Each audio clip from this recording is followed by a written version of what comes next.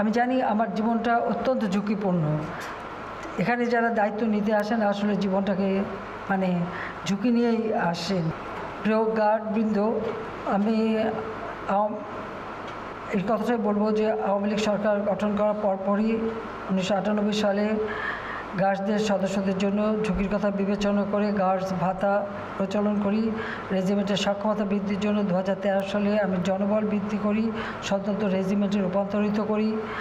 আর president guards রেজিমেন্টে armoured personnel carrier APC প্রদান সহ যুগোপযোগী আধুনিক অস্ত্র সরঞ্জাম সংযোজন করি, যাতে করে তাদের দক্ষতা বৃদ্ধি পায় এবং প্রশিক্ষণের যেটা সবথেকে বেশি দরকার সেই প্রশিক্ষণ কার্যক্রম আরও উন্নত কার্যকর করতে এমনকি বৈদেশিক প্রশিক্ষণ সহ সেনানিবাসে ইনডোর ফায়ারিং রেঞ্জ থেকে শুরু করে বিভিন্ন পদক্ষেপ আমরা নিয়েছি।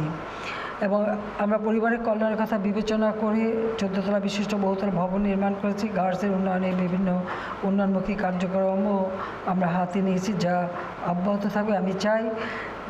আমি জানি আমার জীবনটা অত্যন্ত ঝুঁকিপূর্ণ। এখানে যারা দায়িত্ব নিতে আসেন আসলে জীবনটাকে ঝুঁকি নিয়েই আসেন। সেই জন্য আমার সবসময় দোয়া থাকে। আমি যেমন আমার ছেলে মেয়েদের জন্য দোয়া করি, সেই সাথে আমার সাথে যারা কাজ করে সকলের জন্য আমি দোয়া করি যেন আল্লাহ রাব্বুল আলামিন যেন আপনাদের সবাইকে নিরাপদ রাখে, হেফাজত করে, সেটাই আমি চাই।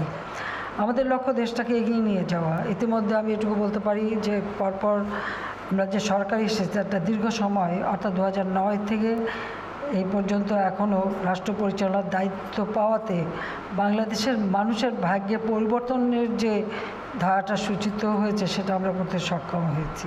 আমাদের প্রেসিডেন্ট গার্ড রেজিমেন্ট অর্থাৎ পিজিআরকে আন্তরিক অভিনন্দন জানাই যে তারা যে তাদের জীবনের উপর ঝুঁকি নিয়ে এবং এই রোদ বৃষ্টি মাথায় নিয়ে তাদের উপর অর্পিত দায়িত্ব অত্যন্ত নিষ্ঠার সাথে পালন করে যান। সেজন্য আপনাদের সবাইকে আমার আন্তরিক ধন্যবাদ এবং আপনাদের প্রতি আমি কৃতজ্ঞতা জানাই।